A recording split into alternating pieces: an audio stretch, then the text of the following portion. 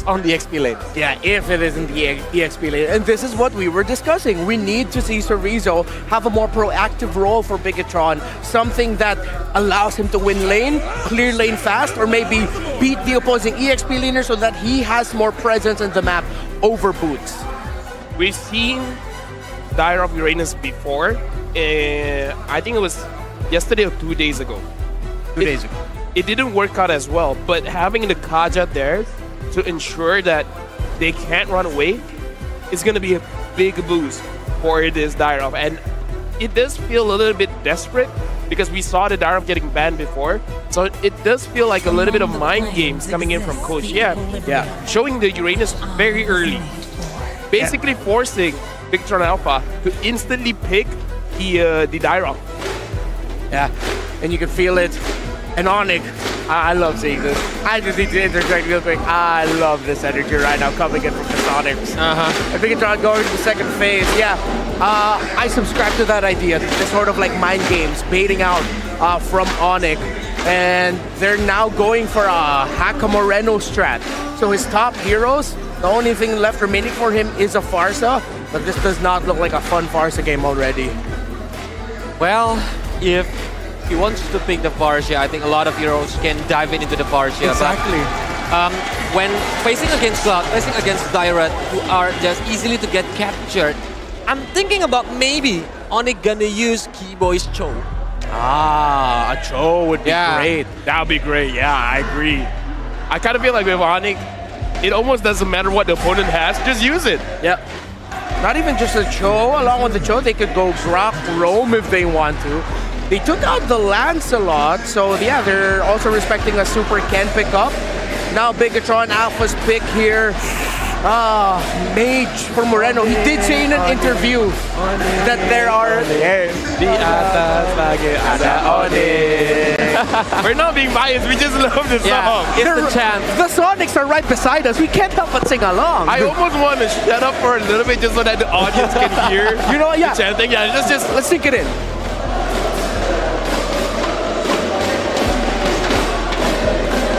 Okay. Beautiful. Yeah, it's a beautiful chant for them. Yeah. All right. Moreno did say before he has a lot more mid laners available. Oh, there we go. Hey, Colius, you've been bringing up the Snillia since challenge season. Yeah, and finally it shows on the grand final match. Oh my god. Dude, first picked in SPS. I mean, honestly, going up against a Faramis, it's all right. Going up against like a Farsa and Eve, the Lilia doesn't feel great. So, if anything, this is one of the drafts that, okay, it can work. It definitely can work. The only thing that I'm looking at the draft coming in from BTR right now is just that Kaja's best friend is just the Dire-Off. And we still don't know whether this Dire-Off is going to the jungle or the EXP. But with Lilia, I think they can beat the Joy, Rhythm of Joy, the ultimate. So when the Joy is coming for Lilia, Lilia just using the Black Shoes, and Joy didn't have the ultimate anymore. Yeah. So there it is. It's actually going to be a Grok pick, as I mentioned, for Onic. I think it's because they're also looking at someone who can help hold the front line to bait out the Black Shoes. And then once the Black Shoes have been expended, that's when Grok will enter alongside more control coming in from the Faramis, if ever. Yeah, but I think Direct can go to the jungler and they can pick the Rizla. The Rizla is the nemesis of... it's Hayabusa. Hayabusa. I don't know how to... Okay, Hayabusa is actually good against Faramis because you can bait out the altar first. Yes. And then go out and use the Quad Shadow again to re-engage. But, you know, I've heard your thoughts. Now I want to hear the thoughts of the casters. What do you guys feel about this game? I think we're in agreement, me and Mirko here at the desk, that there may be something between BTR and just the draft. It seems like Coach Mafia, aka Coach Yeb, and Coach Sexy, Coach Aldo, have gotten into each other's heads. If you know, you know. Welcome to game number 2. Here at your service, my name is Leo, and Mirko, it's another moment for us to say, what's up with the Haya? Yeah, I mean, game 1 we didn't like the Haya, we were proven wrong. Game 2 we don't like the Haya, but I think this time, I really don't like the Haya. This time. Last time, I didn't like the Haya, but I didn't hate the Haya. This time, I dislike the Haya, right? So Hayabusa in this composition against the Feramis, we've seen multiple times that it is a very good pick against the Feramis early game. You can bait out the Call Ultra if you are able to get that lead, then hey, yes, you can bait it out and you can win the team fights in with your mobility alone.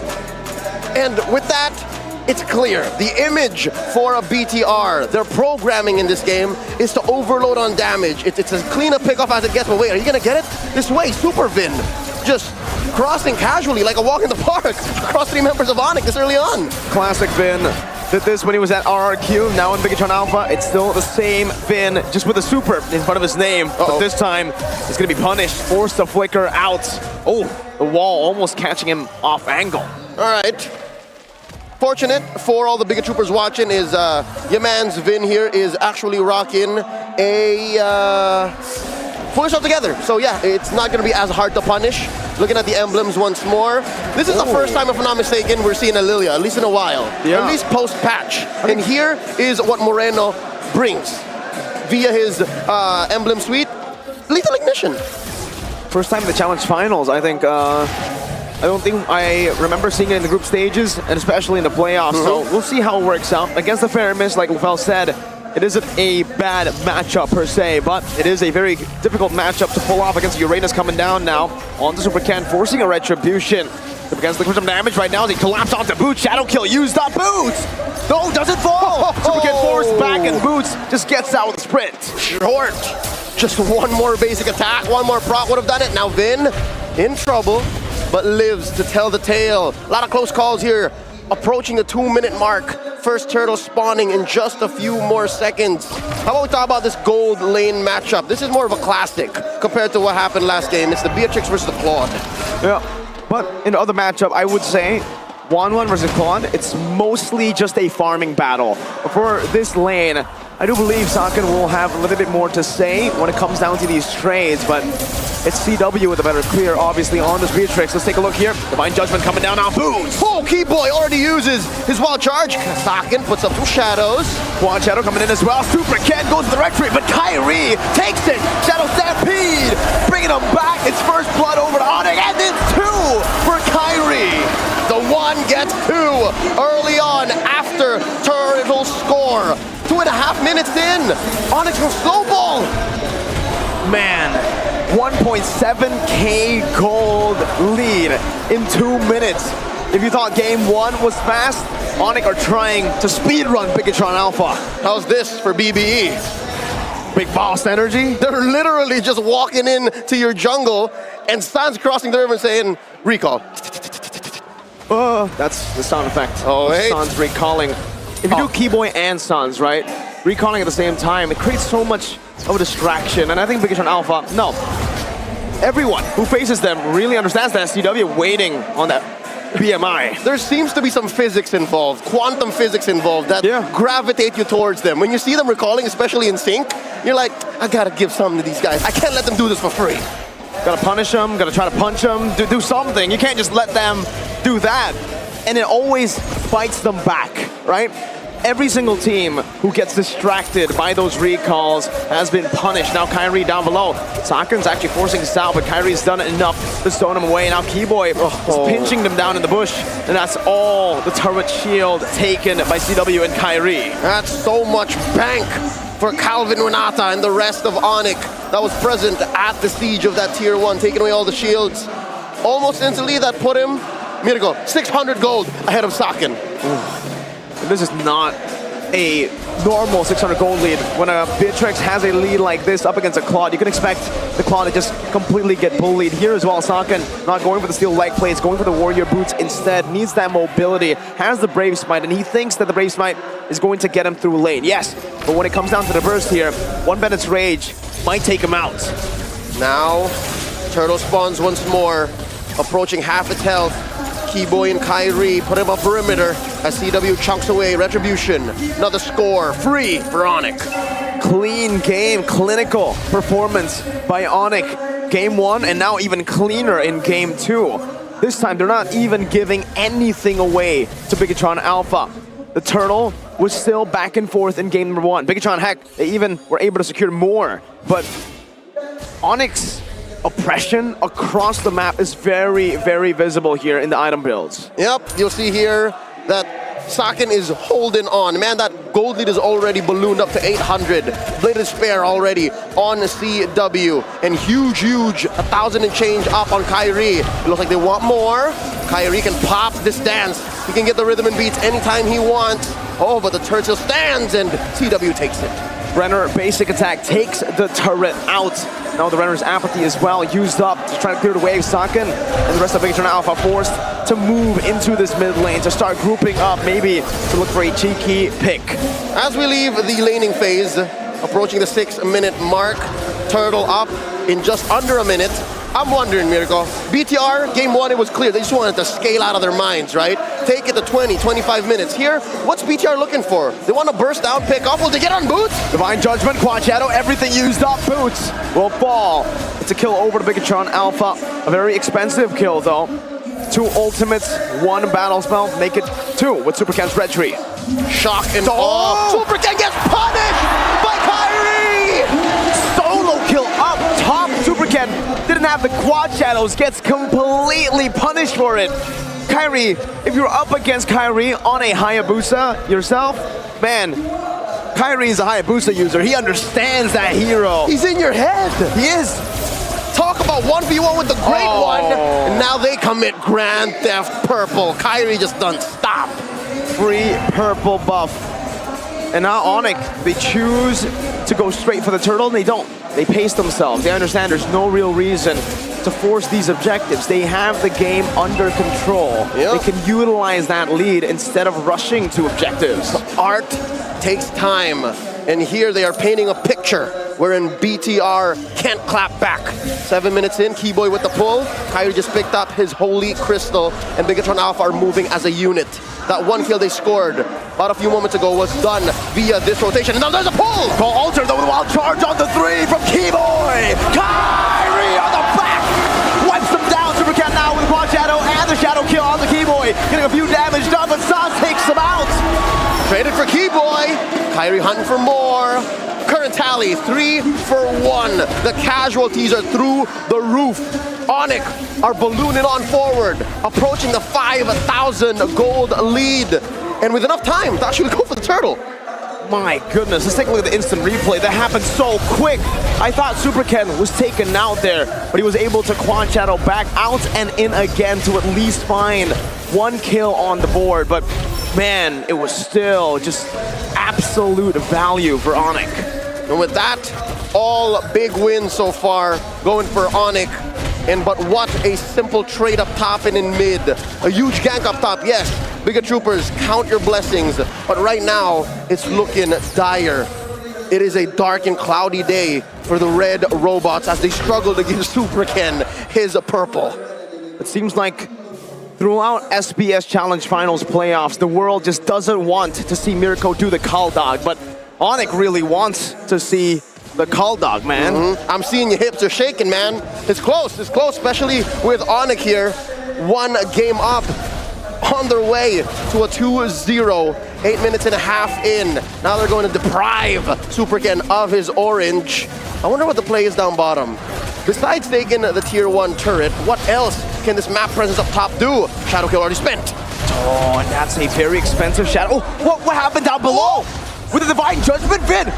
And Sakin falls off cam to Kyrie and Sans. That was a tag team match y'all didn't want to miss, playa. So our production team put up a little camera there to explain what just happened. And yeah, no, I think that's just a clear picture of what this gold lead is doing. They were outgunned, and it seemed like they were outmanned. Even if it was a fair 2v2, there just wasn't enough on the board for Vin and Sakin to take on Kyrie and Sans.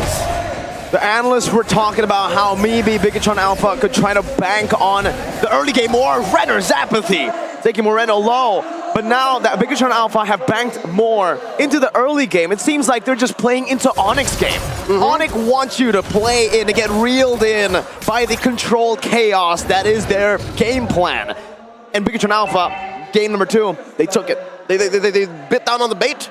They followed. They said, hey, we got candy over here. Okay, mister, let's get some candy. And that's what this 10-minute mark is looking like. That's what this first Lord seems like for Onic. They are light years ahead of Bigetron Alpha in terms of economy. We're looking for the snap. We're looking for the comeback. Where could it come from? Maybe off of a pickoff, maybe off of a punish. I'd say it's inside the base. We've seen comebacks like that happen in the playoffs, inside the base. But with Kyrie picking up his Blood Wings CW on his Wind of Nature, Onic are closing up all the gaps. They really are. Taking a look at the gold lead, man, for just the cold laner, CW and Sakan. 2 levels up for CW. And it's 2,000 gold that he has over Sakan. The whole item. BOD, Melfic Roar, now Wind of Nature. At this point, he can just go for complete the Blade of Heptases. You were doing that much damage to Moreno with just 1 Renner's Apathy without Heptases. With Heptases, that might be a one-shot, Leo. Yep, you pop him.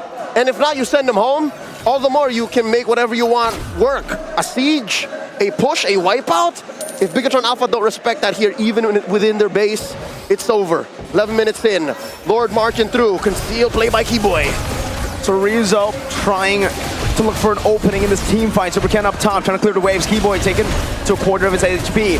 Bottom lane still cleared out, and Bigetron Alpha, utilizing these base turret passive, are still able to clear out the wave that has hit their base. Great defense by BTR. Definitely something that they can rely on. Their waves clear speed and wait. Oh, they're coming in. They don't want to end it just like that. Onic wants a successful siege. Boots, oh my god, he missed him. Strike connects with a flicker. Woo! But Boots just takes it like an absolute Chad. A Giga Chad. Now they're going to go ahead and see what else they can find. Supervin almost got deserted, almost got cornered. Triangle offense almost laid down upon him, and he now retreats. Purple buff here gonna get stolen away. CW scores. Man, 12 minutes in. Lord coming up. Oh wait! What the boy? 4-man wild charge! Into the rhythm and without minions in a Renner's Apathy. That should be a base turret. CW snipes it down without minions, Leo. I was trying to explain something, Keyboy, and it says, nah fam, watch this. Shut up, Leo. He basically said that in the politest way possible. He's a polite man. I accept. Keyboy and I were good. But wow! Not just a pick off on Ken, but a take on that mid lane inhibitor. Now bottom as well, gonna go, Boots! Oh, if he survives that, man, would have been crazy. CW was looking to try to predict where the BMI was. Sans Kyrie and CW, 3v1. Oh my god, Moreno! What? Deleted off of the face of the Land of Dawn! Huge damage coming in from Kyrie. And again, this is a good lineup to actually time out the Black Shoes, to time out whatever iframes or mobility spells Bigetron Alpha have. They not only fear the Wild Charge, they fear the pull from the Faramis. They fear Kyrie just sitting in a random bush, ready to pop them. They fear the Renner shots. They fear everything, and it's clear. It's clear why. 3.36k gold lead over the gold laners. DHS. And final item, I'm just waiting to see what the Fury Hammer goes to. Heptases, Hunter Strike. He doesn't even need to go for the Haas Claws. Usually you see Haas Claws, but now CW has one thing in mind: to melt these members down. Here we go. They're going to hunting. Keyboy with the conceal. Oh, Bigetron Alpha. They smell shenanigans. They go for the recall. And Onic, they're biding their time. Sans doesn't spot him. They make it home. Almost catches them though, man. I mean, my goodness. What are Bigetron Alpha supposed to do? Just seems like it's Onic's game. Onic are forcing them to do everything. Go back to base. Yes, sir. All right, now defend. Okay. There's a Lord coming in. Protect your inhibitor. All right. And now the defense of a lifetime. Game 2 here. Up for Onic to take. Lord gets melted down. Bigetron Alpha still breathing. We're just going up top. Torizo finds one. Bigetron Alpha still here. That was good damage on the Sans. I think that's what started this defense. But again, these team fights. Oh, Super Ken jumping in, trying to bait out the wild charge. Keyboy still holding on to it. One basic attack with the Renner. Takes Torizo to half. Renner's Apathy. No! Sakan force back. Base wide open, so Rizzo jumping in now, not using the Wisdom Strike just yet. Wild Charge connecting only on Super Vin right now. The Lazy Duet gets popped. Overloaded on damage. Bigetron now have to back out. They time out the Cult Altar, and they're still here. Still defendable. Bigetron Alpha. They lose another base turret, but that's about it. You can see it from the Lord Advantage. Only 600 gold for Onic. Look at the damage that Moreno is putting out. Wow, 1,000 and change ahead of Kyrie. And Kyrie's sitting at 5-0. That just paints a picture of how well. Oh wait, they broke it out! A Wisdom Strike used up, but Boots just stands there once again like a Chad. Sans emoting. The Onic logo comes in as Rizzo gets taken out by Kyrie. With a man down, Bigetron Alpha can't defend the way they used to. With a man down, the end seems ever more inevitable. Boots coming in, they're clearing the waves. Kyrie taking the orange here. This could be it. I think Onic smelled blood in the water. Oh, Moreno already forced to use the black shoes. Kyrie diving deep into the base. Rhythm popped in. Super Ken. Last quad. Down! Ringer's Empathy! CW! He's down. 3 defenders left, and the rest of Onic are here. All 5 men. Cult Altar! Super Vin jumping in, blazing duet, everything used. But Onic, they stay targeted. CW with a double kill. 2-0, Onic. This one lasted a little longer. A few more impressive moments in this one for BTR. But Onic have never been cleaner. Onic have never been as oppressive. Not as they did here. Such a clean game, 14-3. Chewe.